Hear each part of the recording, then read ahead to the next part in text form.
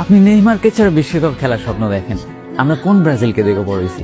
আমরা সেই ব্রাজিলকে দেখে পড়েছি যে ব্রাজিলের গোলকিপার ছিল জুলিয়াস সিজার, যে ব্রাজিলের ফুলব্যাক ছিল মার্সেলো এন্ড দানি আলভেস, যে ব্রাজিলের ডিফেন্ডার ছিল Thiago Silva and David Luiz, যে ব্রাজিলের অ্যাটাকিং মিডফিল্ডার ছিল অস্কার, যে ব্রাজিলের লেফট উইঙ্গার ছিল নেইমার, স্ট্রাইকার ছিল ফ্রেড, যে ব্রাজিলের রাইট উইঙ্গার ছিল পাওয়ার শুটার হাল্ক, যে ব্রাজিলের ডাগআউটে ছিলেন লুইস ফিলিপে স্কলারি, যিনি কিনা ব্রাজিলকে শেষবার বিশ্বকাপ জিতাইছিলেন এবং শেষবার বিশ্বকাপের সেমিফাইনালে নিয়ে গেছিলেন, যিনি কিনা পর্তুগালের মতো দলকে বিশ্বকাপের সেমিফাইনালে নিয়ে গেছিলেন এবং প্রথমবারের মতো তাদেরকেই ইউরোর ফাইনালে নিয়ে গেছিলেন। আমরা সেই ব্রাজিলকে দেখে পড়েছি যে ব্রাজিল প্রাইম স্পেনকে একদম ধুলোয় মিশিয়ে দিয়েছিল। আমরা সেই ব্রাজিলকে দেখে পড়েছি যেই ব্রাজিল কিনা স্পেনের আধিপত্য ভেঙে কনফেডারেশন কাপ জিতেছিল। আমরা সেই ব্রাজিলকে দেখে পড়েছি।